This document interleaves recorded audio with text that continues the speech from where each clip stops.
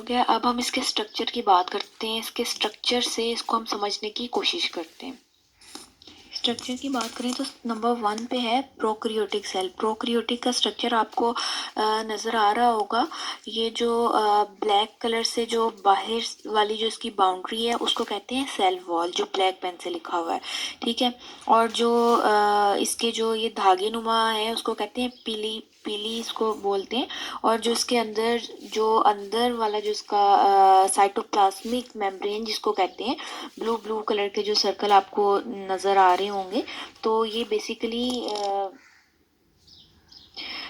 जो cytoplasmic membrane है वो किसको कहते हैं? ये जो साइटोप्लाज्म जो एक दूसरे के साथ जुड़े हुए हैं, बंधे हुए हैं, ब्लू कलर की जो आउटर लेयर है ब्लैक के बाद, उसके साथ अ, उसके साथ आपको नज़र आ रहा होगा कि प्रोकैरियोटिक सेल की ही डायग्राम में एक उसका जो सेल है उसमें एक मेन मिड में जो है वो रेड कलर का न्यूक्लियर एक रीजन बना हुआ है। उसको हम न्यूक्लियर रीजन बोलते हैं, जिसको बेसिकली बैक्टीरियल क्रोमोसोम्स भी कहा जाता है, जिसको न्यूक्लियर मटेरियल भी कहते हैं हम।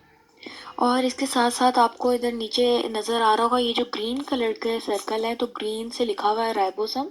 तो इसके साथ साथ जो है वो राइबोसम्स भी ये पाए जाते हैं फॉर द प्रोटीन सिंथेसिस। और इसके साथ साथ ग्लाइकोजन ग्रैन्यूल्स जो सेल्स हैं वो भी इसमें पाए जाते हैं। जो ब्लैक कलर के डॉट्स आपको दिख रहे होंगे ये है ग्लाइकोजन ग्रैन्यूल सेल्स। तो बैक्टीरियल बेसिकली जो सेल होता है ना, जिस तरह ये प्रोकैरियोटिक सेल में जो है ये आपको फ्लैजुलम जो है वो प्रेजेंट नज़र आएगा। तो बेसिकली ये बैक्टीरियल सेल में यही खास बात होती है कि इसमें जो है ना ये फ्लैजुलम पाया जाता है। ये आपको डायग्राम में एक वो धूम टाइप नज़र आ रही होगी, तो इसको कहते हैं फ्लैजुलम। और ये पानी की सतह में जो है इसको मेंटेन रखने के लिए बहुत ज़्यादा हेल्पफुल होता है। इसको कहते हैं फ्लैजुलम। ये बैक्टीरियल सेल की जो है ना सबसे बड़ी यही निशानी होती है। तो ये बेसिकली होता है प्रोकैरियोटिक सेल। और आपको ये डायग्राम जो इसका स्ट्रक्चर है इसमें नज़र आ रहा होगा कि ये बिल्कुल भी वेल डिफाइंड इसका स्ट्रक्चर नहीं है।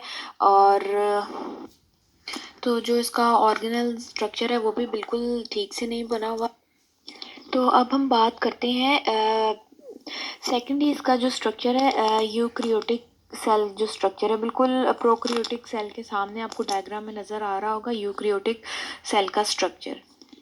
तो यूकैरियोटिक सेल में हम प्लांट्स या ह्यूमन की बेसिकली हम इसकी डिफ्रेंसिएशन नहीं कर रहे हैं, हम सिर्फ इसका एक मेन डिफरेंस देख रहे हैं सेल का, प्रोकैरियोटिक सेल और यूकैरियोटिक सेल का।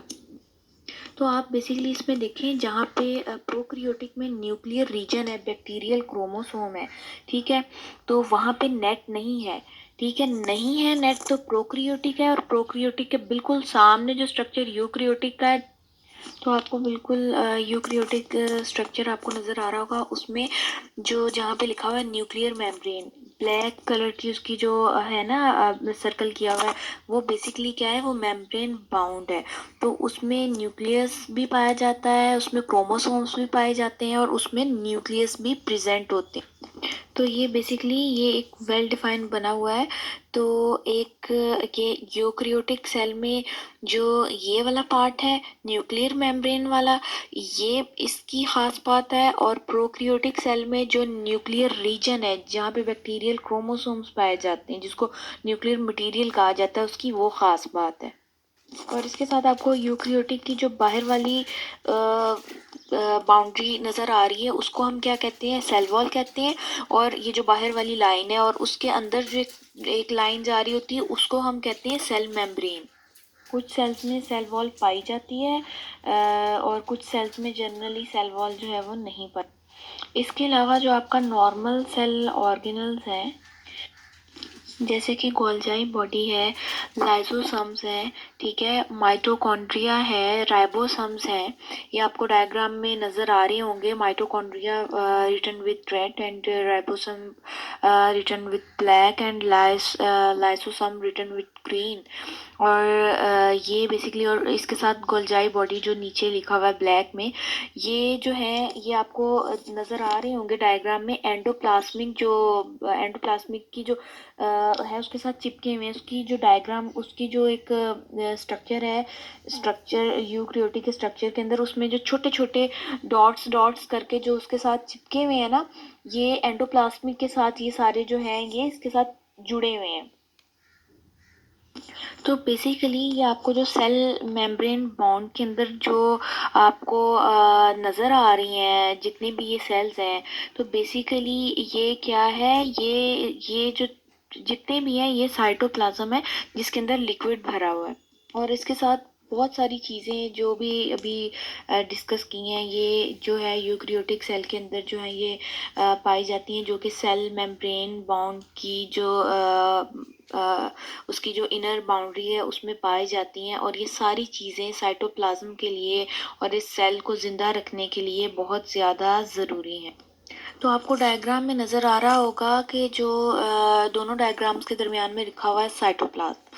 तो साइटोप्लाज्म बेसिकली दोनों में ही प्रेजेंट है, लेकिन प्रोकैरियोटिक में वेल डिफाइंड नहीं है। ठीक है, आपको नज़र आ रहा हुआ है, दिख रहा हुआ है ना अलग अलग से। बट यूक्रियोटिक में वेल डिफाइन है, आपको नज़र आ रहा होगा कि हर चीज़ जो है वो